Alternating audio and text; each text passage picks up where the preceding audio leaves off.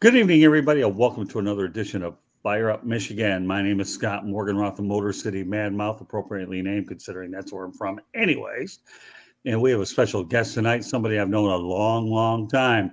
Tom Gage. Tommy and I met over at the baseball winter meetings in '81, and we struck up a good friendship that's lasted a long, long time. So, Tommy, glad to have you as our special guest tonight. That was over in Hollywood, wasn't it? Boy, you really are sharp. And Yeah, I at the remember old that. I diplomat. remember that. I remember those winter meetings very well.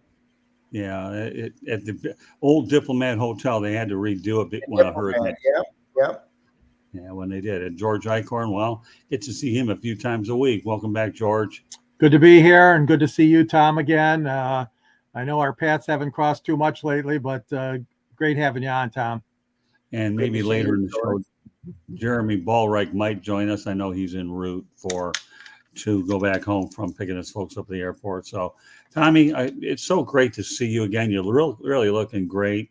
And, the one thing I can honestly tell you is this, and I really mean this from the bottom of my heart all the way to the top, that how time flies back in the baseball winter meetings, and that our friendship has lasted as long as it has.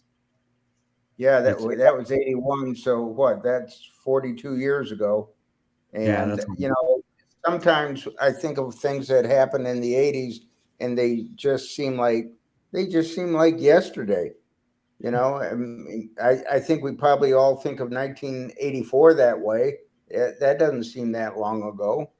The joy and the fun that the Tigers were that year, but they haven't mhm. done much of anything in the last 40 years. No, they haven't. Well, you know what? I've always appreciated the industrious compliment in Bradenton, Florida, when we met for lunch. All right, what was the name of that restaurant again? In Bradenton, Yeah, was that the Sandbar? was it? I don't know. But yeah, as a matter of fact, it was. That was really where Yeah, it's at. So, I well, like I like a lot of places in Bradenton, especially in the Anna Maria Island area. yeah, Bradenton's a really good town. Well, you know what? We got a guy already who's waiting to ask you some questions.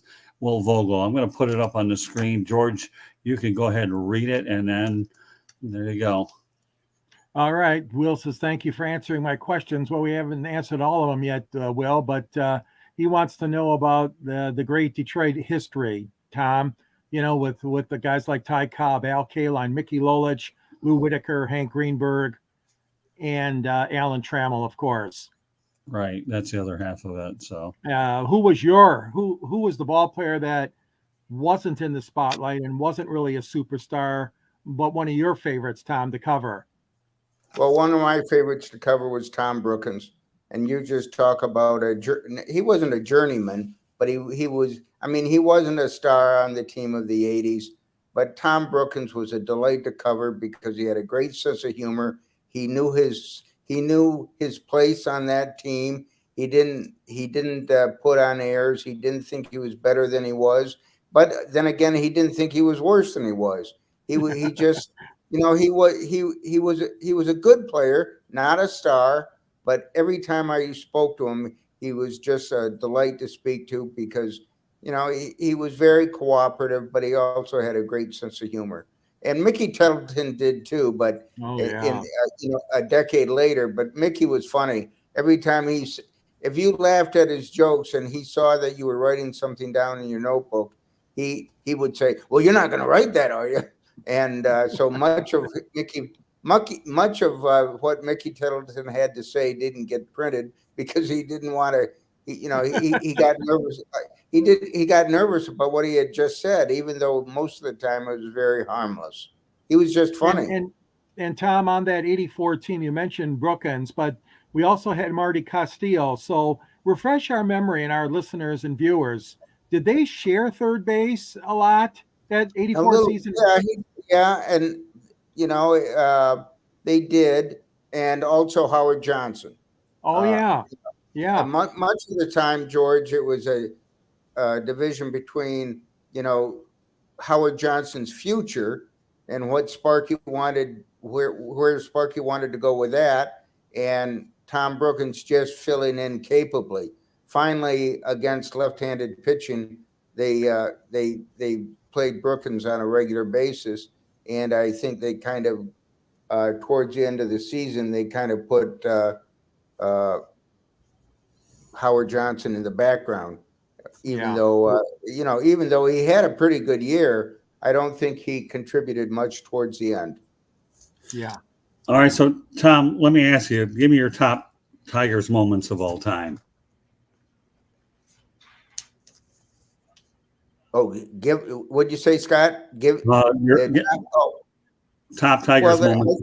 I think the top moment had to be, the fly ball to Larry Herndon and left that, and all those guys streaming out of the dugout, and the joy that 1984 brought to everybody.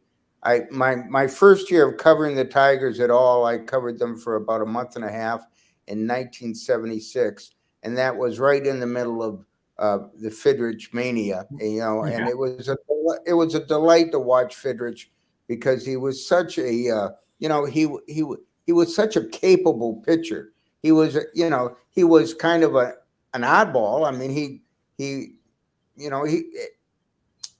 talked to the ball, and he built little mounds of dirt on the mound. But this kid could pitch, and I remember Claudell Washington. I think Claudell was on the Oakland A's at the time, and Claudell Washington thought he was going to be the one to slow down Fidrich's pace, because Fidrich liked to work fast and not let hitters get comfortable in the box. And Claudell Washington thought, okay, you're not going to get the better of me. You're going to pitch at my pace, and I'm going to slow you down. So Washington took a long time to set up in the box, and Bird got down on his haunches, and you could see he was losing patience. And finally, Claudell was ready to swing the bat. He wouldn't pass all the clocks that they have on hitters now today. But so the Bird got ready to pitch, and the first pitch was right at Claudell Washington's knees and back. He didn't hit him, and it wasn't he wasn't a headhunter, but he knew exactly where to put the pitch, and that was the message to Claudell Washington. No, this is my game, not your game. And at that moment, I realized just what a capable and really talented pitcher Mark Fidrich was, because he put the ball exactly where he wanted. Yeah, I can tell you right now that Rob Manfred would love to have Mark the Bird Fidrich, wouldn't he? Trying to speed up the game. And we'll talk about the rule changes a little bit later, but let's face the reality. Yeah. Rob Manfred, Mark the Bird Fidrich, can you just only imagine that? I also covered, Jack Morris's no-hitter, and was there for that. I also covered Disco Demolition Night, and that was a wild game. Wild Bill Veck, huh? Well, usually, George, odd things happened at Comiskey Park, and there was that game. There was a game in which Ed Farmer threw Al Collins was at the plate, and and Ed Farmer got him to ground out to short, but instead of running to first base, Al Collins ran to the mound, and he didn't. And he meant to hit Farmer, but all he did was end up scratching him. But he blamed Farmer for a pitch that had hit him and hurt him earlier in the year when Collins was still with the Kansas City Royals before they got him in a trade. But that was certainly an odd game. Yeah, for sure. So, Tommy, let's talk about the 1984 team. What was it that made that team so special? You had obviously Chet Lemon coming as age, Sparky Anderson. We all know what a great manager was and the way he handled his pitching staff, and the list goes on and on. Well, the big thing, Scott, really took place in spring training, because the 1984 team finished as a confident team in 1983, and they knew they were going to come to spring training thinking that they had a chance to win. And so that team in spring training was a confident, not a cocky team, but a very confident team, and they knew they were a talented team. And when they made the trade for Bergman and Willie Hernandez at the end of spring training, that was the piece that really, not Aurelio Lopez for most of the beginning of the season was a better relief pitcher than Willie Hernandez. I mean, Right. let's not forget the contributions that Lopez made to the team. But frankly, after towards the end of May, that's when Guillermo took over, and he became, he did what he did, and he was a huge contributor with that screwball. And Dave Bergman, of course, was a fantastic role player and a very smart player and a good fielder, and he was a huge contributor to that team. So it was a good trade. And Go then ahead. Tom, that 35-5 start. Oh my gosh! Yeah. I mean, that was just remarkable. Oh, I remember Spark. I remember what happened in Anaheim, and the Tigers had just beaten the Angels to go 34-5. George and Sparky got off the team bus at the team hotel, and a guy came up to him. You probably know this story, and said, "Hey, Sparky Anderson, I'm from Dayton, Ohio, and I was just a huge Big Red Machine fan." And so Sparky, in his gracious way, was thanking him and stuff like that. And the guy went on and on about the Cincinnati Reds. And he said, "Well, I just wanted to say hello, Sparky, that I was a big Reds fan from Dayton. What are you doing now?" So, Oh, wow. so here the Tigers are on the verge of being 35-5, and Sparky was managing the hottest team in the universe, and this guy didn't even know he was the manager of the Tigers. That's a great story. It was a funny moment. It really was. Tommy, I hate to ask this question because I know it's a difficult one, but were there any particular players or two on that 84 team that you could classify as favorite? I hate to use the word favorite because that was yeah. Well, I mean, Alan Trammell's just a great individual. I liked Alan Trammell a lot. I've already talked about Brookins. I got along with Lance Parrish, with whom, by the way, Scott, I'm writing a book about 1984. It'll be out next year. Yeah. Cool. Awesome. Oh yeah, it's my fourth book in retirement, and I didn't think I was going to write another one, but the publisher called and said they wanted to observe the 40th anniversary of the 1984 team, and would I consider being co-authoring with Lance. So I talk to Lance now once a week, and we put together chapters, and he's all for the project, and I'm all for the project. So publishing being what it is, they need all winter the copy is due in September, and it'll come out about Father's Day next year. But I wrote a book with, as you've alluded to, Scott, with Mickey Lolich about 1968, and now I'll have one about 1984. But I really related. I mean, I didn't cover the 68 team, and I did cover the 84 team, so I knew that team forwards and backwards. I didn't get along with Jack Morris until later on in his career. Many of his teammates didn't get along with Jack. Was just so, I mean, and I realized later in his career and later in mine that the trouble with Jack was he was just as competitive with the writers as he was with opposing hitters. And so midway through the 84 season, he stopped talking to the writers because he began to, he got off to a fast start, and then he kind of slumped, and then he began to talk again. But I remember he began to talk, but he told told the Free Press writer, "I'm talking to the media again, but I have to tell you, there's one guy among you that really bothers me, and that's Tom Gage." He said he knows nothing.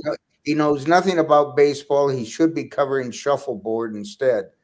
And I told Jack, I reminded him of that story years later, and we both had a good laugh about it because Jack mellowed on later on, and especially after his career, when he realized that for most of his career he had been a jerk. But he was a smart enough individual to realize he had been a jerk, and he changed his ways. And he also knew that if he wanted to get into the Hall of Fame eventually he did get in, that it was, I don't think the writers held it against him that he was That's what I was going to add. I was going to ask you. Yeah.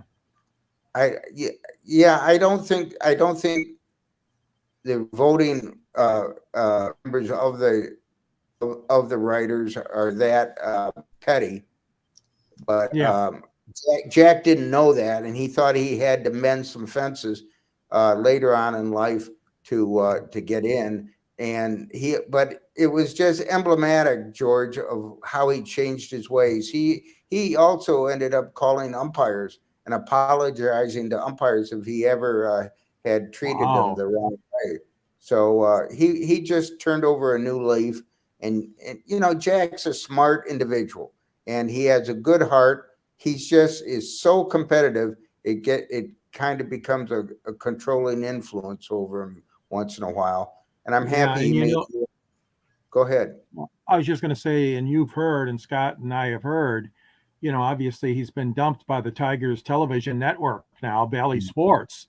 Were you surprised by that at all, Tom, or considering that comment that he made last year and he got in trouble with? Do you think it was just time for him to move? He got a little suspension for that. I don't know if that had, George. I don't know if that had anything to do with it or not. But Bally. I just read today about Bally's financial troubles, and I don't know if that had anything to do with it. I did like Jack as an announcer. He wasn't an apologist. He was not an apologist. He announced the game the way he saw it, and the way that announcers always used to anyway. And I'm not always sure they do anymore. All right, let's go to Ernie Harwell. You never knew. It was never positive or negative. He just gave you a great running play-by-play of what was going on in the game. And Vin Scully was the same way. And, and most of the great Tiger announcers of the past. I think Dan Dickerson does a fine job. But I think overall broadcasting now you can easily see that the team is the controlling influence. Yeah. Yeah, agreed. Tommy, let's go to the chat room. Jeremy Ballreich says that 84 team was amazing to watch without a doubt. So I want to go back to Lawrence Parrish for a minute. I remember when I was covering spring training, you remember I was there, I think it was like 83 or 84, and I had the opportunity to interview Lance. What a super, super nice guy. And it's good that he's been able to stay in the game as a minor league manager as well. And he's certainly the type of guy that I believe if he ever wanted to manage in the bigs, he probably could. So, but, and I just think, and let's go to the chat room a little bit more, Tom. It's good that we get this kind of participation. We'll go back to Will Vogel. He talks about Morris and Yastrzemski. He's going to be in the Hall of Fame. So these are just some of the things that we're putting out there. But I want to go over a few things that you talked about. Ernie Harwell, Tommy. Okay, Ernie is precious. He's like I always called him Uncle Ernie. He took me under his wing. You want to talk about one of the nicest guys on the planet? I don't think he took everybody under his wing. He was a major influence in my early years in baseball because he could see. He could see that you were just kind of feeling your way around. You had to go into opposing dugouts. You had to talk to players you didn't know. And Ernie was just a great guiding influence in my career. And he was the kindest man I think I ever knew, and just a wonderful influence for young writers or for young players as well. And I remember one time though, Ernie had a little bit of a temper, and he was going to get in. I think the Tigers had a Kentucky Derby pool. The players were having a Kentucky Derby pool in the clubhouse, and Ernie said, "Oh, I'm going to get in. I'm going to get in." And one of the players said, "Ernie, players only." And Ernie, Joel, man, he said something quite un-Ernie-like, and turned around, and he had every right to. I mean, I don't think they ended up selling all the horses, but one of the players really told him, "Hey, this isn't your pool; it's our pool." And I Right. thought, boy, it was a good player. I just said, "Oh, you." I thought to myself, "You have a lot to learn." Yeah. Yeah. Yeah, And, the whole thing with Ernie and obviously the Tigers, that terrible separation. I mean, that was created such ill will with the fans, Tom. You were Yeah, there covering. but George, I think it was mended. I think it did. It was a bad thing that happened at the time, but I don't think Ernie lasted many years after that. And I think bygones were bygones eventually. With Rick Riz and Bob. What was I can't Rathbun. remember. he was Rathbun. Rathbun. What was He his last name? Rathbun. Rathbun. Oh, Oh, yeah, they were good guys, but they were put in a Oh. very difficult position, and I think they adjusted to it the best they could. But Ernie came back and was popular for many years. Yeah, Absolutely. he really was, Tommy. And like I say, you can't find a much better person. And I know Mike Ilitch was instrumental in getting him back on. I want to go over a few things here so that people can find us, because it's really the one thing that, for those that are subscribing to the YouTube channel, you get the benefit of some of the guest best we can provide. And Tom Gage, to me, is not only a Hall of Fame person, but a Hall of Famer in every way, shape, or form, a Hall of Fame friend. So I'm just so delighted that we're starting the week off with one of the truly amazing baseball minds on the planet.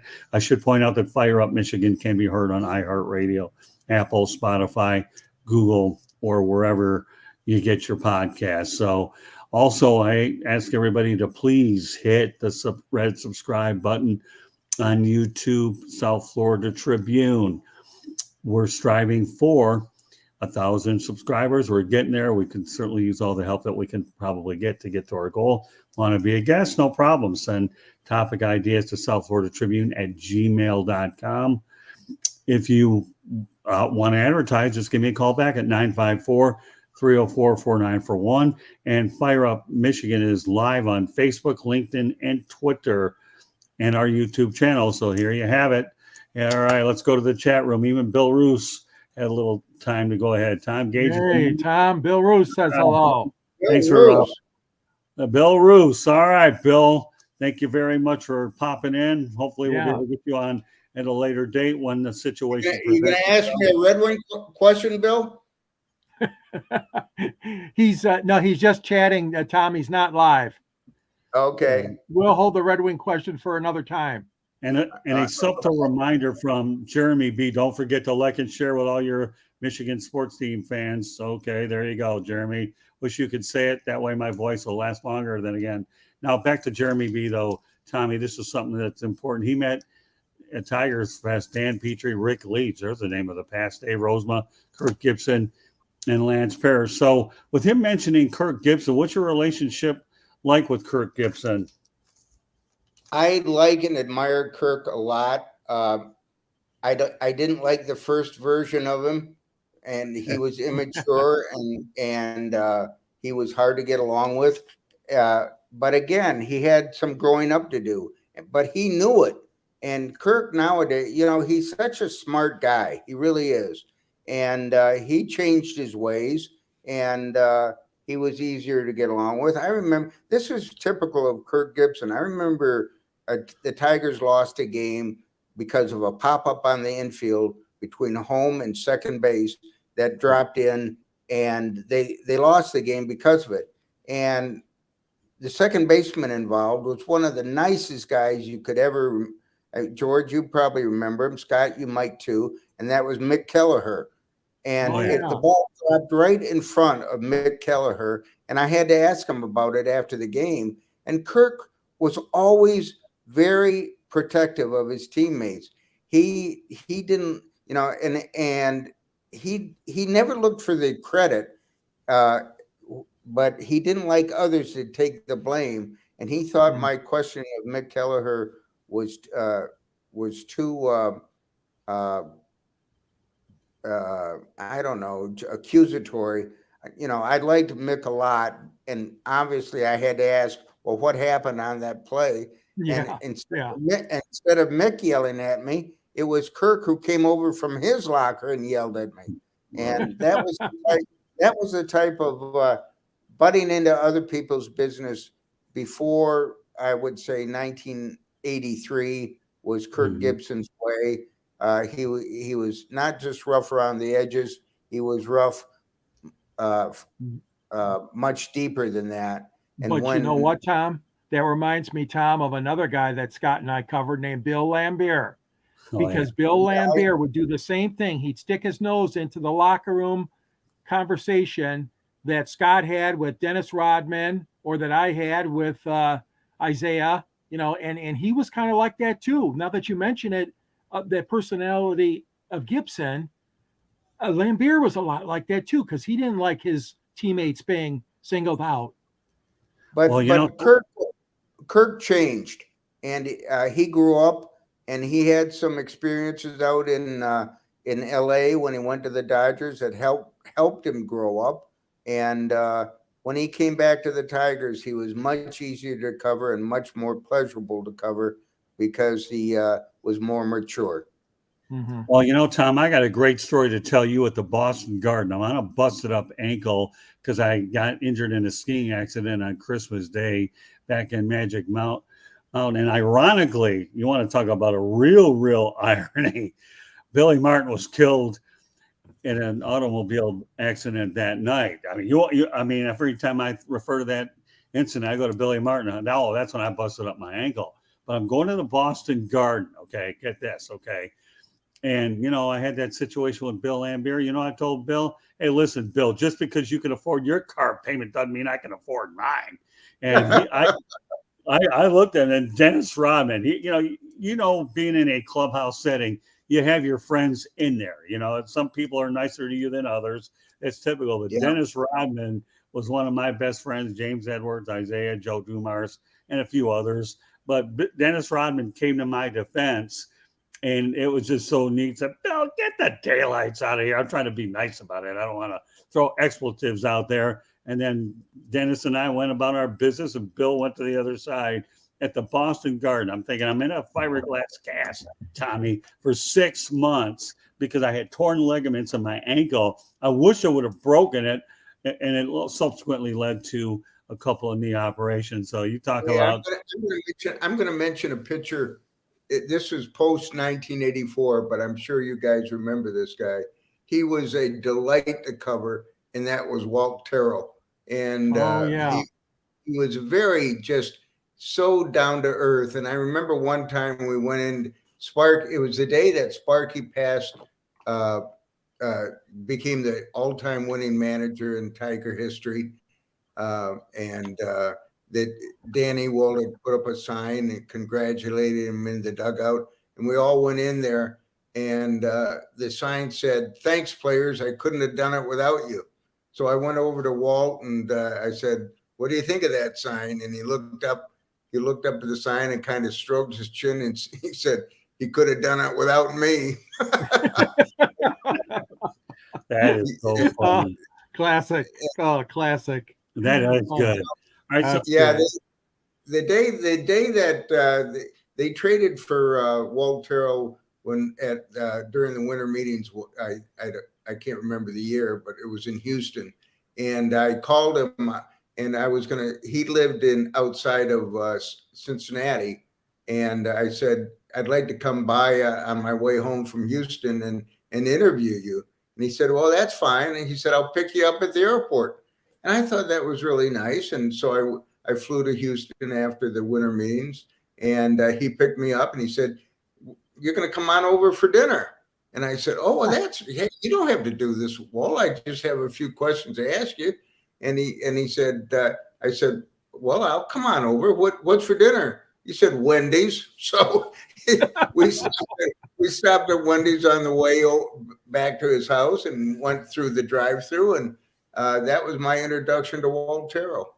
Wow, that's interesting. Wow. All right, Tommy, I want to talk about the Baseball Hall of Fame a little bit, but what we're going to address in this situation, I'm going to name like 4 people, 2 of which you're all too familiar with, about should-be Hall of Famers. And being in Southern Florida, the one person that stands out here is Don Mattingly. I know Dave Parker isn't in there. Mickey Lolich, Lou Whitaker, and they call it the Hall of Very Good. So can you comment individually about some of the four? And if you want to add a couple more, that's fine. Because once we go to Lolich, we're going to transition over to his book. But let's talk about Don Mattingly first. Should he be in the Hall of Fame? I think he'll eventually make it. I don't know his stats by heart, Scott, but it was always my impression when I watched him play that I was watching a future Hall of Famer. Yeah, Don Mattingly. I think he will make it. Just like and well, you mentioned the others, and we'll discuss them one by one. Sure. Well, Don Mattingly's numbers were comparable to Kirby Puckett's. The only problem with Don Mattingly, he's never gone deep into the postseason. That's a thing I really wonder about too. So I think Will Vogel's talking about Dale Murphy is another guy. Who I don't. I think Dale Murphy will make it, and fairly soon. I do too. Yeah, I do too. Soon. I'm still borderline with Mattingly, but Murphy for sure. Yeah. So I was borderline with Scott Rowland. I didn't vote for him. Yeah, I'm still a Hall of Fame voter, and I did not vote for him. Really interesting. Okay. Yeah. Well, what about Dave Parker? That was back. For the most part, he just played in the National League, and I didn't see him all that much. And I thought of him as a good player, but I never thought of him as a great player. Yeah. Okay, let's go to Dave Parker. I thought Dave Parker. I thought he had some of the best stats of a player who's not in the Hall of Fame. And I remember his arm in from right field. And my impression, Scott, was that he was a Hall of Famer. I know there are some things that happened to him in his career that prevented people from voting for him. I don't think he'll make it, but when you talk about the best players not in the Hall of Fame, the Vada Pinson type players, that he's certainly high on that list. Yeah. Well, Todd Helton always intrigued me a little bit. I had a chance to meet Todd Helton many years ago when I was doing some Cactus League stuff, and I hope he does get in too, because Todd's a super class act. I think he will. I think the MLB Network is a huge influence on behalf of players who are getting on in their eligibility, and that explains a big boost that a lot of them get. Yeah, I know there's a million. I'm sorry, go ahead. Go ahead. Well, I know there's probably lots of people that we can talk about, and I'm not going to get into 9 million of them. Yeah. But some of the ones that stand out. But now let's go to the Tigers. What's kept Mickey Lolich from getting in the Hall of Fame? My goodness. I mean, here's a guy that's an innings eater, has so many strikeouts. And then when you think of the way his numbers are, albeit maybe he's just 30 games or so over 500, but this guy was a strikeout machine. He ate a lot of innings. Yeah. I think Mickey himself thinks that his ERA was too high and that he will never make it. But I think he has a lot of credentials that you could point at and say, this was a pitcher from a different era. We'll never see that type of pitcher again. And he deserved, I think he's a border. If he made the Hall of Fame, I would not argue that he wasn't a Hall of Famer, because Mickey, when you pitch more than 300 innings, and he averaged more than 300 innings for several seasons in a row, you're just not going to see that again. You have pitchers now. That's something that's never going to be repeated. And then what about his battery mate, Bill Freehan? Right. Yeah, that's for sure. I mean, Bill's never going to make it now. He probably won't. Well, and one thing people can't forget about Lolich, by the way, he only won 3 games in 68 World Series against a stacked lineup of the St. Louis Cardinals. And how many of those people went out there and made it to the Hall of Fame? I don't know, for some reason. And forget about the fact that Mickey Lolich is a guy that I idolize anyhow. And I'm going to tell you a funny story before you promote the book. If he didn't tell you, I'll tell it to you anyways. Wasn't so funny when it happened, but we got a chuckle out of it when it was all said and done.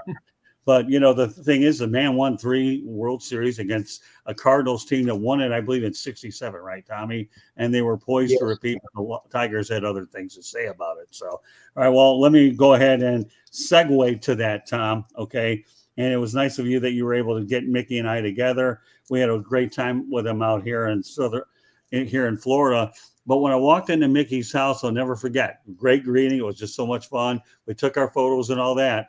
So I didn't see the door wall closed. So I walked into it and banged into the door wall and moved backwards. And Mickey and Joyce, they were so nice. You all right? Well, it's just my eyes were not doing very good. And I banged into the wall. But no, we were good. I mean, it was just, we got a chuckle about it. He was more concerned how I was feeling. I was all right. And then we started talking baseball.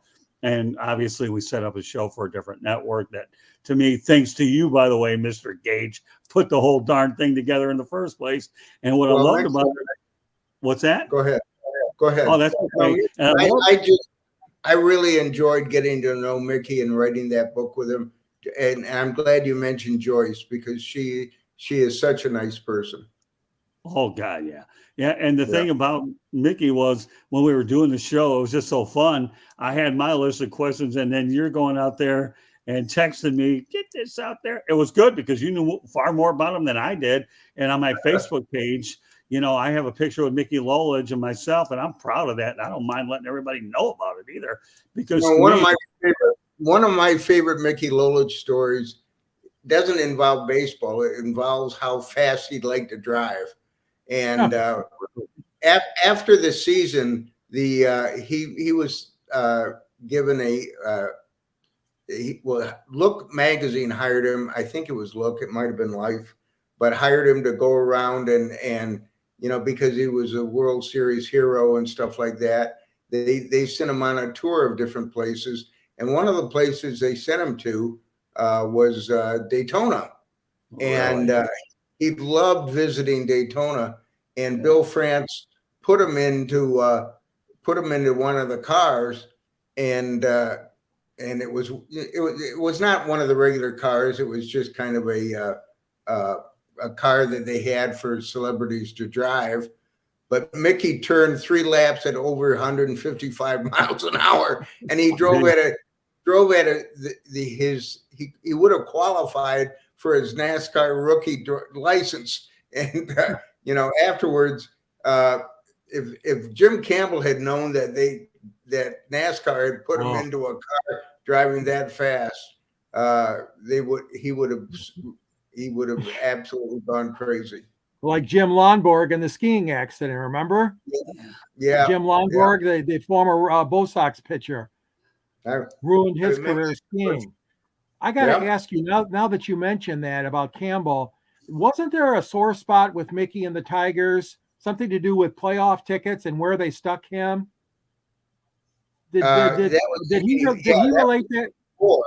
That's where they put him behind the post and high up in the second deck, right? In '84, and it was shabby treatment for a previous star. World Series. I couldn't believe that when that happened, Tom and Scott. Yeah, good memory. That he had obstructed view seats for the '84. Okay. Yeah, obstructed view. He had to look around the post. Yeah. So Tommy, I got a similar story to Mickey Lolich. You ready for this one? Okay. This past September, and I've got the certificate right there from Homestead Speedway, and I had an opportunity to get in a race car too. My good friend there was promoting it, Russell Branham. He's really become a good friend of mine. And he said to me when I was covering one of those pre-race things, media availabilities and all that. So he says to me, Scott, come here. I need to talk to you. Like, well, God, I do something wrong, right? No. You want to drive? I said, really? Are you joking? Because I was going to take a ride along either way. No, I'd rather drive. So I called my wife up and said, Candy, it's the best day of my life here. She said, what, over our wedding? I said, Candy, so I said, you don't understand, because she called me a crazy man, especially when I'm on the roads. I've been known to hit 90 miles an hour or more, a little bit, depending on 75, what stretch it is and all that. And I hope that cops aren't listening to this. And if they are, you don't know what I look like, and leave it alone. So I go around 11 laps over Homestead, and I topped 147.54 miles, going around 11, 12 laps around that track. And it was a blast. Wow. Yeah, I mean, to me, you talk about the ultimate adrenaline rush. My gosh, Tommy. I mean, put me behind it. Huh? I imagine so. Well, I mean, come on. Then you always say I was industrious. Well, I try to Well, honor you by taking it to a new level and put my foot on the gas. I often joke around with people on the road. I'm the Dale Earnhardt of the interstate, and get out of my way. Why do you think I drive an SUV? Because I can see over it and turn the interstate into a chess match, especially when you're dealing with metropolitan New Yorkers. So, I love that story with Mickey. But this just happened recently in September. When you brought that, I got to bring this up to Tommy and George. So, all right. So now the opportunity. I want you to promote Mickey Lollich's book. I've looked at it, read it. Great book, and I'm probably going to splurge for another 1 or 2 copies. But this is just a heck of a book. And then what you're going to do is let everybody know how they can purchase it, too. Well, it was a fun book to write. It really was, because, Mickey certainly deserved a lot of credit for what he did. Yeah, but in the 68 series, but he had other good seasons that should have been gotten more attention than they did. And he just had a splendid career. He was he was the type of pitcher, as I said before, we'll never see again. You talk about, he was a definition of a workhorse, because a workhorse today throws 220 innings. A workhorse in his day threw 340. Yeah. Yeah, unbelievable. And all those complete games that he had, and he like he said, he was a workhorse, but he was so good at his craft. To think that he got those 3 wins in the World Series and bested the great Bob Gibson in the process.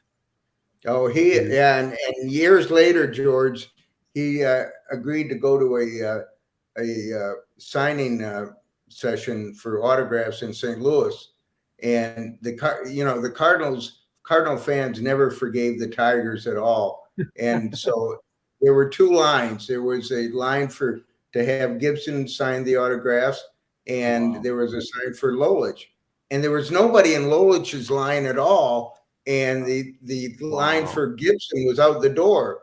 And Gibson stood up and said, "Hey, people, we've got the World Series hero of 1968 sitting next to me. How come nobody's in his line?" So it was a very gracious thing that Gibson did, because he was a great star and a great favorite of Cardinal fans. Mm-hmm. So, Tommy, why don't you let everybody know how they can get Mick's book? Well, just nowadays, Scott, it's all on Amazon. It's Joy in Tiger Town, and it's by Mickey Lolich, with me as the as told to, but it's still available. I know that because I got the royalty check today, and it was a fun book to write, and I hope to have as much fun with the Lolich, with the Parrish book, and so far it looks like it's going to be. All right, so I want to go back to a couple Hall of Fame questions. Lou Whitaker, why hasn't he gotten in there yet either? Well, the problem with Whitaker is the year he was eligible, initially eligible, Gibson and Parrish were also initially eligible, and the Tigers there were just too many Tigers on the ballot. I never thought he would be one and done. I didn't ever consider him at the time a first ballot Hall of Famer. And people will always say, "Well, wait a minute, how come you didn't vote for Lou Whitaker?" But it's just the way I look at a Hall of Fame ballot. Either you're an automatic first ballot guy, and we know who those players are. The guys who it's the Jeters, it's the and people like that. And I thought, I'll have time to vote for Lou Whitaker later. And I never had time to vote for Lou Whitaker later. And the problem now is, Scott, Alan Trammell got into the Hall of Fame because you go from the hundreds of writers who are voting to a 12-man committee. The Hall of Fame veterans, the different era committees, and they're either 12 or 16 members. And Whitaker, Trammell did a great job of making friends during his career because he's a friendly guy. So when it came time to be voted on by the committee, he had people like Robin Yount and George Brett maybe voting for him.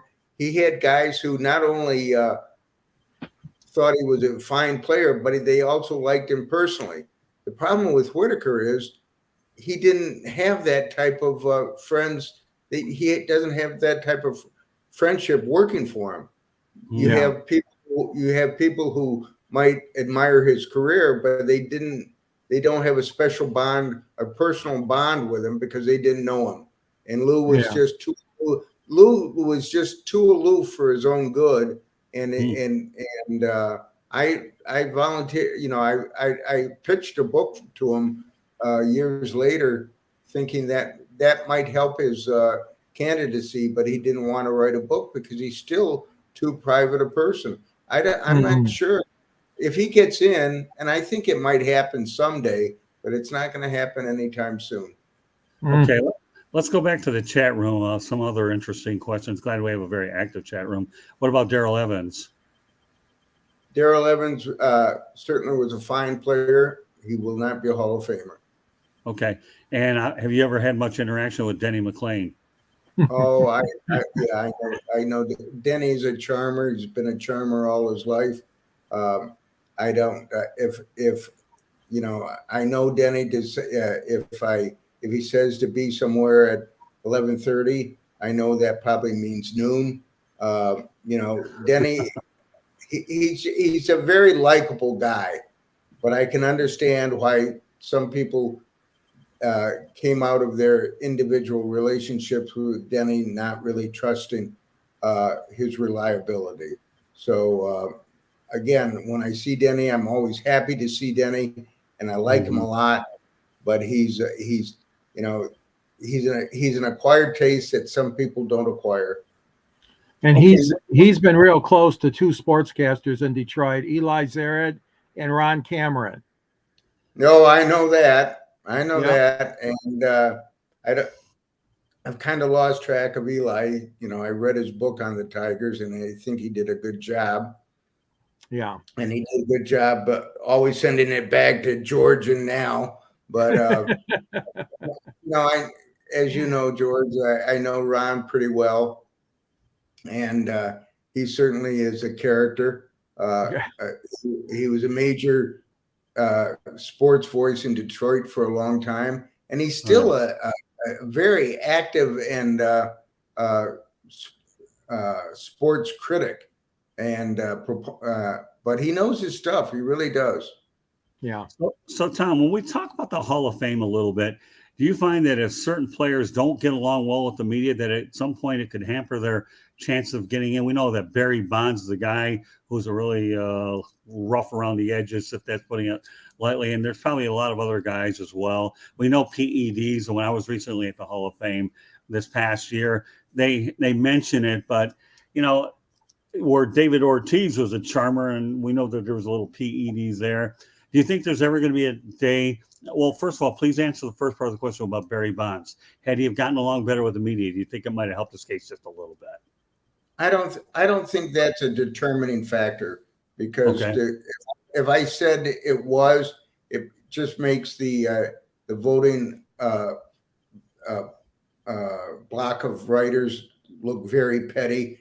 And I might be naive, but I just don't think we're that petty. Okay, no problem. I'm glad you answered that.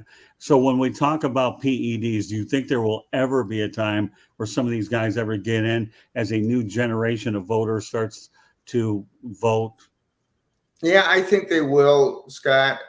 But it'll go beyond their eligibility years to get in through the writers. So it'll be taken over by their colleagues and other people who vote on the committees. My experience of voting for those players, I got to the point where I told myself, look, because at first I didn't vote for Bonds, and I didn't vote for Sosa and stuff like that, but I got to a point, Scott, where I said, I'm not baseball's policeman. Right. It was legal. If they couldn't police their own eligibility, and it was, steroids were not illegal in baseball. They knew what was going on. And I just thought, I'm not going to punish these guys for what they did within the realm of eligibility. So I eventually voted for Bonds, and I especially voted, I never voted for Sosa or for McGuire, but I did vote No. for Bonds. What about Roger Clemens? Oh, I voted for Clemens. I thought he was a great pitcher. Yeah. And I never, Kurt Schilling's another one. Yeah. Schilling wasn't quite the pitcher that I thought Clemens was. I thought Clemens definitely should be in the Hall of Fame. All right. Could you ever see on this past ballot, George, I also voted for Gary Sheffield. And there's a guy who's a fringe, a maybe not Hall of Famer who is penalized for whatever he did with PEDs. And I think that's the reason he doesn't get more votes than he does. Yeah. Could you ever see a time where Pete Rose ever gets in, maybe when he's long gone, as Ernie Harwell would say, posthumously? No, I don't think so, Scott, because I think that's passed down as a legacy from commissioner. For him to get in, some commissioner is going to have to lift the ban, and I don't think there's a commissioner that would dare do that. Okay, so let's move ahead a little bit to some of the MLB new rule changes. We talked about the pitch clock, the larger bases, the mound limit visitations, which we saw a little bit before, the 3-batter minimum. Are there any of these that you dislike, including the ones I like speeding up the game because baseball has gotten too slow. It shouldn't be an automatic 3-hour plus game. And if you go to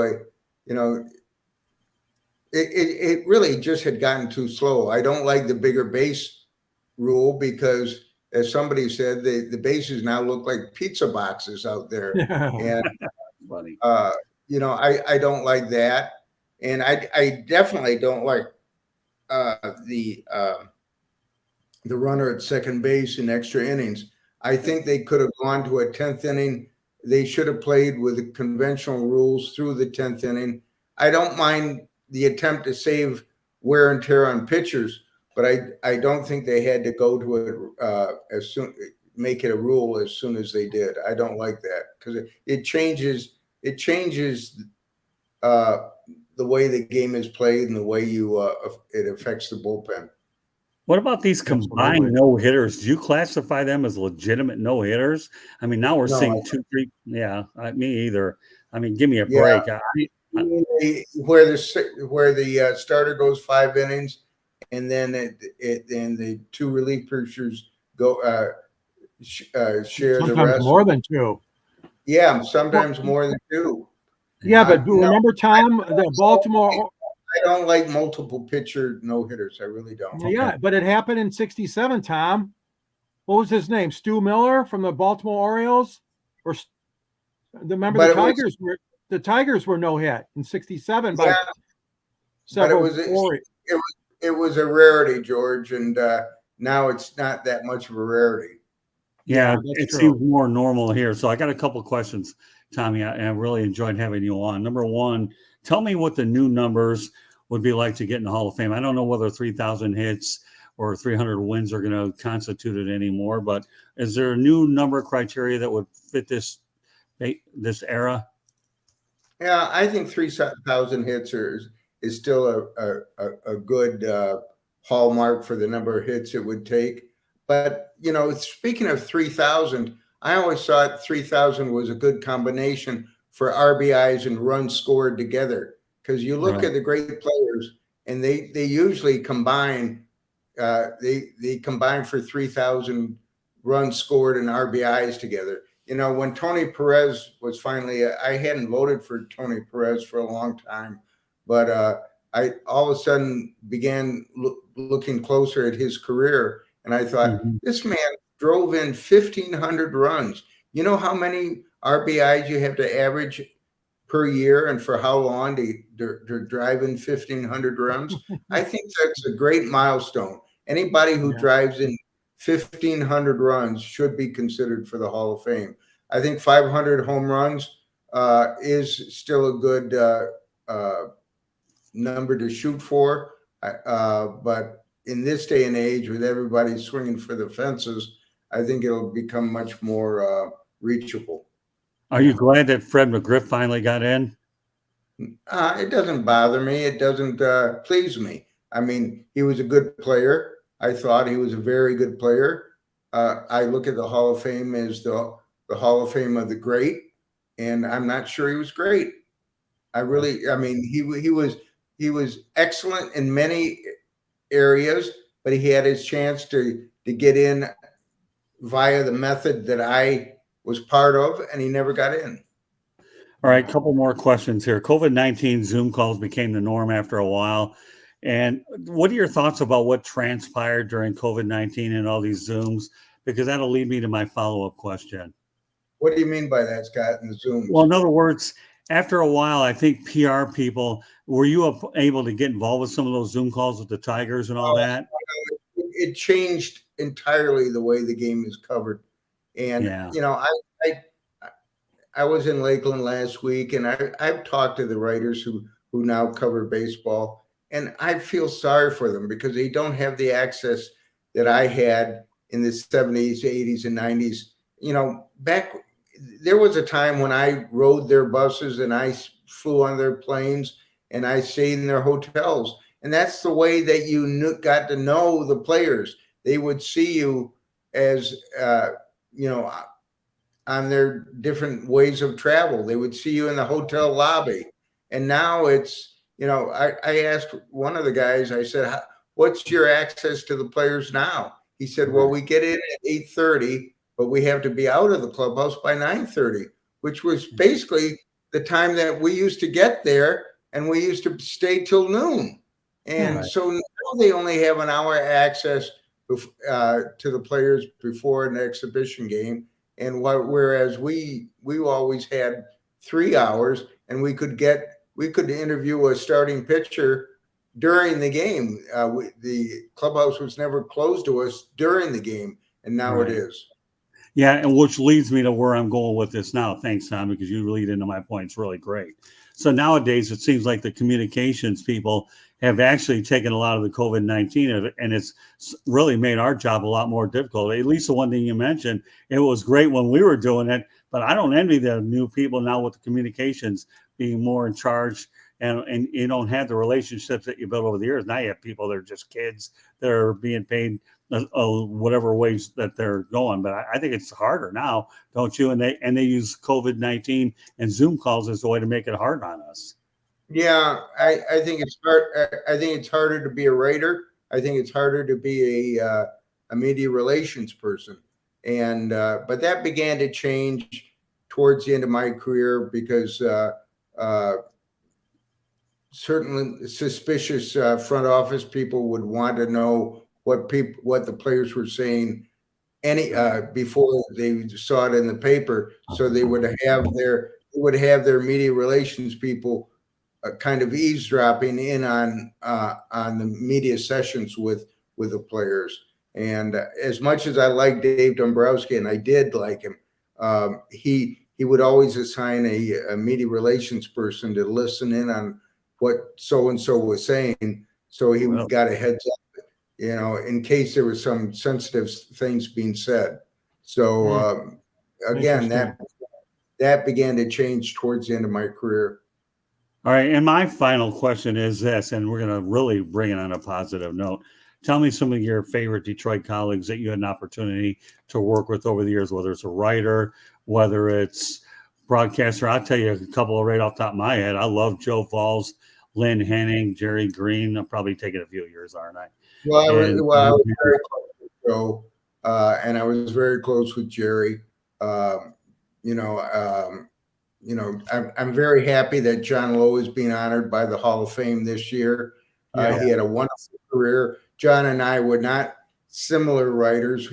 John was, and this was a label of honor. It really was. He was a seam head because he looked at the stats more than I looked at the stats. I wanted to get into the character of the players instead of. I remember somebody was saying that anytime you use numbers in a baseball story, it slows the reader down. And of course, you have to use numbers in a baseball story, but I didn't depend on numbers. But John covered the Tigers for 30 years or so as the writer for the Free Press. Scott, I'm still the chairman of the Detroit Baseball Writers, and I thought this chapter has to nominate him. So we nominated him for the Lifetime Achievement Award back in December, and thankfully he got it, and he'll be honored by the Hall of Fame next year. So he was a delight to cover baseball with, as was Danny Nobler, who's now in Thailand and has a sports bar in Thailand. Wow. I'm going to mention somebody I don't think you cared for, Scott, and that was Jim Hawkins. But well, that's a new statement, but go ahead. Jim Hawk is still one of my good friends. He lives in St. Pete now, and he rubbed some people the wrong way, but I thought he was a fine baseball writer and a very entertaining person. Brian Bragg wrote for the Free Press. And he was fun to cover with, and then the late Vern Plagenhoff, who was an excellent writer, and he got along with the players in a way. He looked at the game and felt the game in a way I could only envy, and he died way too young. Well, let me tell you this, Tom. Okay, Jim Hawkins rubbed me the wrong way at the '81 baseball winter meetings. I was just a pup there. I really was. You know me. I was really young. I was skinny. We've had this discussion before, and I saw Hawk this last week a couple of times, and I think he would probably still rub you the wrong way. You know, but I know him, and I admired the way he and Hawk back in the day was a lot more. He was a lot tougher to get along with than he is now. He's mellowed, and he's a good friend. Well, more power to you. You got along with him. I actually bumped into him once in a Las Vegas airport. I knew who he was, and we had a bit of a discussion then. And I don't think you held back. I think you eventually told him that you didn't like him. And I think he said thank you or something like that. No, you're right. Hey, listen, you know what, Tommy? You know me really well anyway, so I'm not going to sit here and it is what it is. I was just a young puppy. But you know, one of my good positive influences at that winter meetings was Tommy, and you probably know him really well. And I got to know John Lowe because I did a lot of stuff with the Dodgers at Vero. But one of my favorite people of all time was Phil Pepe of the New York Daily News. Oh, my God. Phil Pepe, really? Yeah, I swear. You know, he was. Yeah, why did you? I knew Phil a little bit, not too well. Well, I got a couple more for you, Tom. Well, here, hold on, George. Yeah. What was so nice about Phil, though, Tommy, was the Yankees were playing in Fort Lauderdale, and Phil would always give me pointers and tips, and was really nice. Yeah, hey, listen, I don't have anything personal against Jim Hawkins. He's a friend of yours. It's okay. I get it. Not everybody gets along. I understand. But I was just a young pup, and you were nice to me. I mean, my God, I knew that Hawk didn't treat you the way that he should have, and I chastise him to this day. I said, Hawk, you didn't treat people the way you should have, and he said, well, he basically just says, well, that's the way I was, and it's not the way he is anymore. Well, he's not. That's not to say you would like him, Scott, now, but he's not as he was a young curmudgeon, and now he's older. He's less of a curmudgeon. Well, I'll tell you what. I'll give you this much, Tommy. If you and I and Hawkins ever get together, and he saw the 60-year-old version of Scott Morganroth versus the 18-year-old version, there'll be a little bit of hair, there'll be a little bit more weight. Obviously, what can I say? But I have a feeling it would be a bit of a different discussion, especially with the three of us. I mean, I'm not saying everybody's going to like me. Maybe so.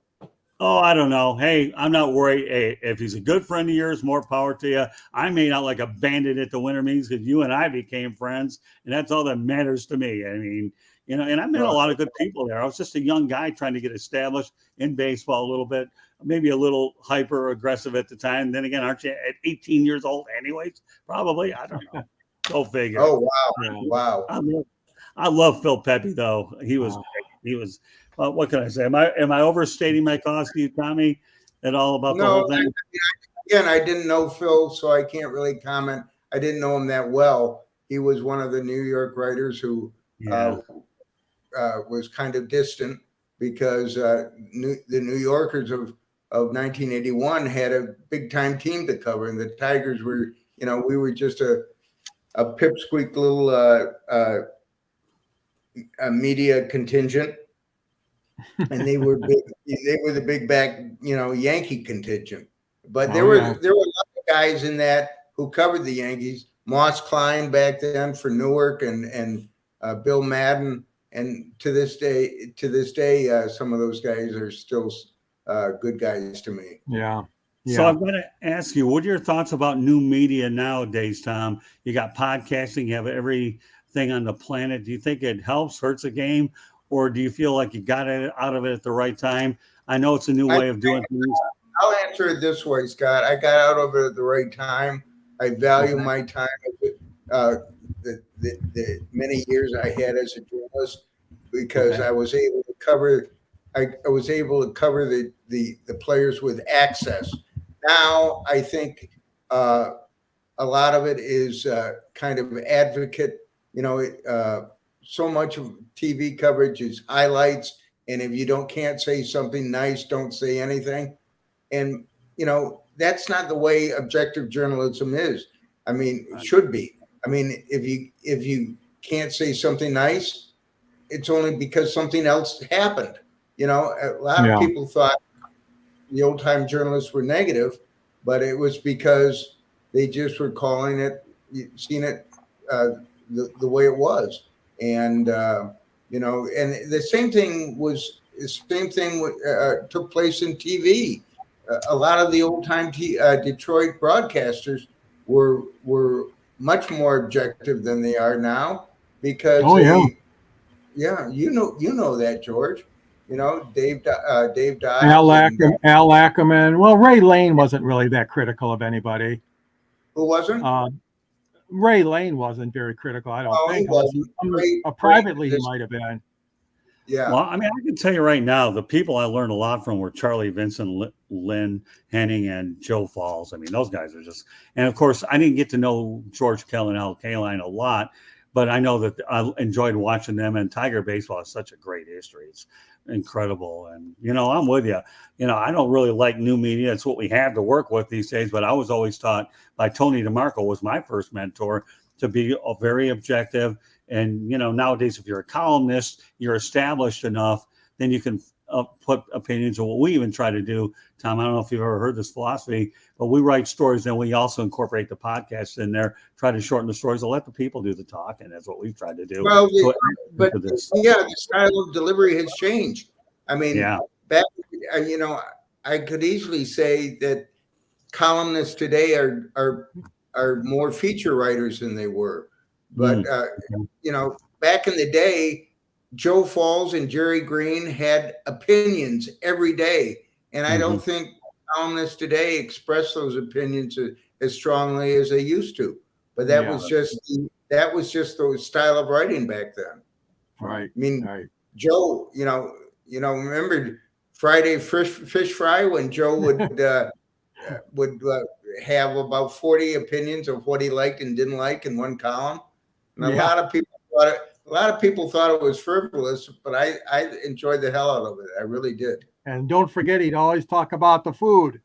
The food. Well, you know what, Tommy? Now that you mentioned this about Falls, I got to tell you, I know we're running a little bit over time. I hope you're all right for a few more minutes anyways. But I'll never forget the time over at Three Rivers Stadium in Pittsburgh. I'm covering the Lions at the time. And, I was just I have a poker face too, especially when I got a little bit older. Now we're probably in my 30s when this happened.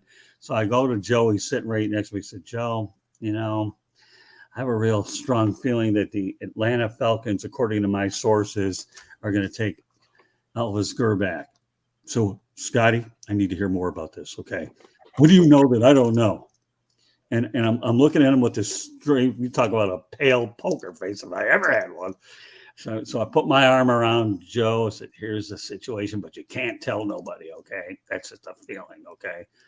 And I told him the reason why the Falcons are going to go ahead and draft Elvis Gurr back because Jerry Glanville tried to leave will call tickets to Elvis Presley. He didn't pick him up, so he wanted an Elvis, and he was going to go ahead and take Gurr back. And Joe looked at me like, wow. I mean, he got you want to talk about one of the most unbelievable laughs. Joe said that was good, and I mean I played him there, but that's the kind of guy that he was. I mean, Joe to me was like a father figure. He never rubbed me the wrong way. If anything, he was always building my confidence up. But now that you talk about the way things are, I had to tell you this story, Tommy. I really did. So what can I tell you? Well, Joe was a special person. He really was. And he, a lot of people thought he was, again, not they knew him at the end of his career when he might have been a little bit too much Friday fish fry, but he would. Joe Falls was a heavy hitting journalist who had a great career. Yeah, and he was rewarded with the Spink Award back then, as it was called. He was. It took him a long time though to get it, Tom. Yeah, it did, and he. But true to form, Joe stood up at a gathering at the Hall of Fame, and he stood up and there were a lot of Hall of Famers in the room, and he said, "Well, it's about time." And but Joe was he was blustery. He had an ego, but he also had great talent. Yeah, well, sure. Well, Tom, you know what? Let's not kid ourselves as we wrap this thing up. But before we do that, I just want to let everybody know one more time that Fire Up can be heard on iHeartRadio, Apple, Spotify, Google, or wherever you get your podcasts. So whether you're walking, driving, whatever, that's how you can do it that way. Also, please hit the red subscribe button on YouTube. It's really easy. South Florida Tribune, we're striving for 1,000 subscribers. Also, you want to be a guest? No problem. Send topic ideas to South Florida Tribune at gmail.com. And if you want to advertise, okay, call 954-304-4941. We are live on Facebook, LinkedIn, hey, Scott, Twitter. I just want to say something about you because George and I both knew you when you were that young pup just getting started. But you've made you've really worked hard and you made a lot out of your career, and I really admire what you've done with your career. Thanks, Tommy. You know what? People like you make me who I am. I only learn. Hey, listen, I hope people that subscribe to our YouTube channel and see it live can appreciate what a real class act you are. Because you know what? Everybody gives me credit, but you know what? I won't take any of it. Only the reason why I won't, Tommy, because I had to have some really good teachers. You know what? At a time of my life, you were there to show me the ropes. You were there anytime I needed to talk to you. So I'm only as good as my mentors, Tommy. And you know what? To me, you're a Hall of Fame person and a Hall of Fame writer in so many different ways. I should also point out to you, though, Tom, and it just came to my mind as you were saying those kind words. When you think of Hall of Fame writer Tom Gage, how proud of you are you when you think? How proud are you when it comes down to knowing that you're a Hall of Famer and you are with the greats of all times, that a part of you still exists in a big way at the Hall of Fame in Cooperstown? Because I've been there a few times, and every time I go out there and look at that sign, I even took a few pictures of you there. And I told my wife, I'm proud of this guy, man. More than me. But you're a Hall of Famer, Tommy. And this is what I want people to know. Scott, I have to say to win that award was a great honor, and it changed my life and continues to change my life. But and what I it also really, I was in, we go to Indian Rocks Beach in Florida, and I was in the pool last week, and we've got to meet some people who are from Clinton Township, and he said, "Well, what do you do in your career?" And I said, "Well, I was a baseball writer, and I covered the Tigers for a long time for the Detroit News." And he looked at me and he said, I read every one of your stories." And Wow. that I just think I had an impact on somebody who would say that to me years later, meant I really reached somebody. My style of writing was, hey, pass the newspaper around at the breakfast table. Hopefully I wrote for somebody, from mom and pop, and for the kids too. And I just love the finding out that I really was able to reach the good fans of Detroit.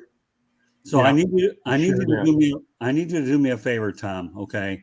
I need you to tell Mickey Lolich, not only did I go to the Daytona 500 a few weeks ago, but I really want you to tell Mickey, okay, and I know you will, is that I covered the Rolex 24 hours is what I did. I stayed up 30 hours in a row to cover it before, pre and post.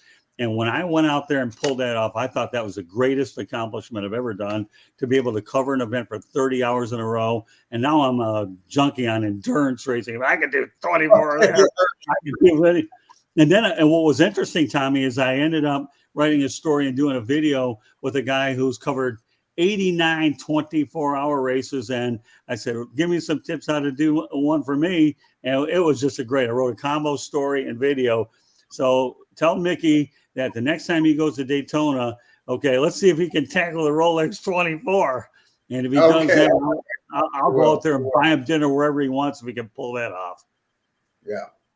And But George, anyways, I've known you a long time. I've been in the press box many times with you, and it's it's a delight to see. Good to see you again. Yes. Well, Good to see you. I got to tell you one last thing, Tom. I've hit the 60 mark too, and I feel like I've done an awful lot. I could see in 1 or 2, 3 years, as I start to see access diminish a little bit, that I'm like you, Tommy. I went out there and covered it, was good. So whatever happens for me going forward, I think about what you just said. I feel like I have maybe, I'm going to pick and choose where I want to go and let off the gas and enjoy life a little bit more, but not let good opportunities go ahead and pass me by. And I'm kind of where you're at this point, Tommy. And I don't know where it goes, but I know one thing, friendships are forever. And geez, 1981, I hit a grand slam home run there, Tommy, meeting you. I mean, you're like Muhammad Ali. You're the greatest as far as I'm concerned, buddy. Oh, thank you so much. All right. So this is part of a program where we let everybody know they get a hold of you. Tommy, you want to put some contact information? I follow you on Twitter. Now you have my Twitter information so I can share the show to you. But Twitter, but I don't post much. I read I just use it as a source of news and to read what, it's like Facebook. I don't post a lot on Facebook either, but I read, I keep up with you, Scott, a lot on Facebook. You're on quite a bit. And you post a lot on Facebook. Yeah. Oh, yeah. No, I do put a lot on there. What I only use Twitter for, Tommy, is just to share content stories. I'm not big on opinions. It's not my goal is on Twitter, only one thing, Tommy, and that's just go out there and share information with people, tag them. Otherwise, I really only use it for that purpose. I don't really get too personal. I really have zero desire to do it. But yeah, I do post on there. But, to me, like I said, I mean, social media has a role, and you have to pick out what social medias you use and what purpose that you do. But you want to let everybody know how they get a hold of you, and you want to plug Mickey's book one more time? Well, the name of the book is Joy in Tiger Town, and it's on Amazon. I am on Twitter at Tom_Gage. And, it's always a delight to hear from and I'm on Facebook, but it's always a delight to hear from the good fans of the Tigers and of any Detroit sport. In 1999, Scott, I had a chance to take over the Red Wing beat, because I've always loved hockey. It was mine. It was mine if I wanted it. And I knew Comerica Park was going to open the next year, and I turned it down for two reasons. I didn't want to be working heavily during the winter when my son was only 13, and I wanted to be home during the school year instead of and I also wanted to be covering the Tigers when they moved out of Tiger Stadium and into Comerica Park. To this day, though, I miss Tiger Stadium. I'm not one who thinks that it should still be standing because it had its day, and there were enough times I would sit in the stands and wonder what was dripping on me. And it was a leaky old ballpark, but it was a ballpark. Well, I'll say one thing about Tiger Stadium. The only opening game I went to was actually the final one, and then obviously and then I went to the final at Tiger Stadium '99 when Fick hit that. And I'd say if there's a day I could freeze in time, it'd be that. And I'm actually working on trying to get Willie Blair on here as well. I'll probably do it up in Daytona Beach, but I know he was the opening day pitcher for the final one up at Tiger Stadium. He's going to be happy when he sees that you and I and George had this conversation. But Tiger Stadium is iconic. And what can you say? All the places in the history from Charlie Garrett. I mean, we're not going to go any further. I think we've covered that pretty well. So George, why don't you let everybody know how they go? Also talk about your book, and we'll and we appreciate Tommy. Yeah, I got a book out there too, Tom. Detroit Sports Broadcasters on the Air, featuring the likes of Ernie Harwell, George Kell, Ray Lane, Paul Carey, Ty Tyson, and all the gang from Tigers. Oh, wow. And it's an easy read. It's available at Amazon.com. There's a link to it on the South Florida Tribune website and the Motor City Tribune. I write for that, and the Detroit Monitor. Scott's in the book, and you know what, Tom? Scott's in there with two guys that certainly are Hall of Famers, Jimmy Connors in one picture and Muhammad Ali in another picture. Wow. Ernie was funny. The only thing Ernie would allow me access to was you got to go to the Burton Historical Museum. And believe it or not, Tom, I had to take photographs of Ernie's collection because they would not loan that out to me. So the pictures I have in my book of Ernie are all reproductive photographs. But I tell you what, I was a damn good photographer, and I took really good pictures. You wouldn't be able to tell that it was a repro picture. Now, Paul Carey, when I went to Paul's house and visited him and Nancy, Paul opened up all his albums, photo albums, and I could borrow any pictures I wanted from him. But Ernie, of course, as you know, donated everything to that Burton Historical. Yeah. I'm glad you mentioned Paul Carey, though, George, because what a wonderful person he was. Terrific guy, a friend of all of ours. Yeah, my God, 40 years. Hey, George, is any mention of Don Kramer in your book? I know I mentioned him, but I don't know if there's a picture of him in there. There might be. I have a picture of all the Tiger announcers. He was a Channel 4 sports guy for a lot of years when I was growing up. Don Kramer. Yep. Don Kramer then became the Lions PR director. Yeah, well, when you talk about Tommy, when you talk about local TV broadcasters, it's funny how you mentioned. I probably told everybody we're going to sign off, but you're just too interesting to keep me long-winded. But talk about some of the regular sportscasters you dealt with. Don Shane, Dave Dials. There were so many great television broadcasters there. What was it like dealing with some of those guys? I mean, we all love Don Shane, and of course, there's a lot of other ones. I've been away for so long that, me, I was covering spring training from 81 to 86, was there 11 years, and bingo, I'm gone again. But that's why I didn't get as many opportunities. I have to say, with the Tigers were not the attraction after 1984 for almost 30 years that they were in the 80s. And so a lot of the TV guys didn't come to the ballpark that much. We would, and so like Bernie would come out once in a while, and he would come to spring training, and Don Shane would do the same thing. But you wouldn't see them at the ballpark a lot. in his retirement, I would see Sonny Elliott a lot, and it was always fun to see Sonny there.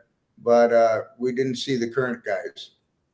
Well, just so you know what I'm doing these days, Tommy, I built the South Florida Tribune from scratch. It's a digital publication with a broadcast division. This is my baby. My wife, Candy, she is one that puts a lot of it, the controlling part together. I try to assemble the shows as well as find the content. So that's what I'm doing these days. I own this publication, South Florida Tribune. It's www.southfloridatribune.com. There's a broadcasting division. And again, we're building through YouTube and all the different providers to get the words out there as well. So, and we have another little Motor City Tribune, which is good too, that George pretty much handles a lot of the things back there. So we were able to create enough interest to put together a Michigan show. So, I always try to find different ways to stay involved in the business as much as I can.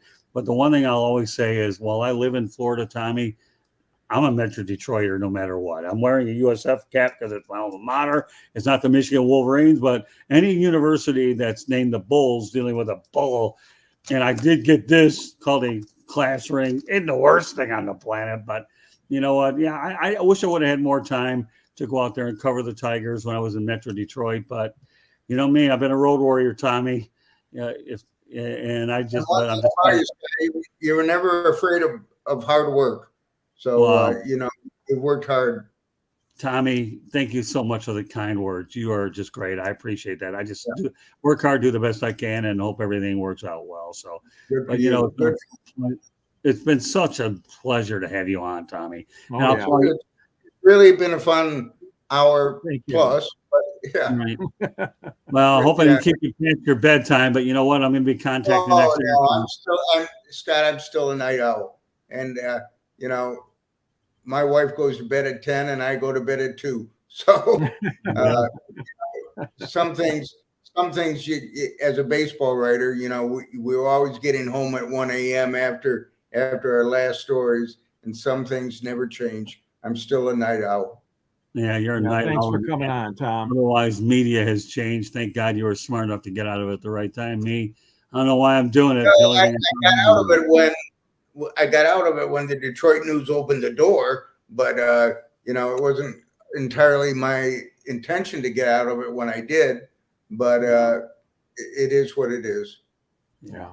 Well, all I can tell you here on this great March 13th, 2023 on Monday night, great to have George and I here, but more importantly, Tom, what can I tell you? Look forward to seeing you when you come to Florida, and more importantly, look forward to catching up with you in Michigan. I'll be in contact with a couple business things that will work out very soon. But Tommy, you're the best, man, and you're my hero, Tom. That's pretty much what I have to say. Well, thanks so much. All right, well, thanks, Tom. So on behalf of George Eichhorn and Tom Gage, this is Scott Morganroth, Motor City Madmouth. Thank you for joining us on this edition of Fire Up Michigan, and special thanks to Jeremy Ballreich and Will Vogel for participating in the chat room. They were absolutely fantastic, and they had an opportunity to interact with a Hall of Famer, Hall of Fame person, Hall of Fame for him. God bless, Tommy. Thanks for being on again, partner. You bet. Good night. Good night.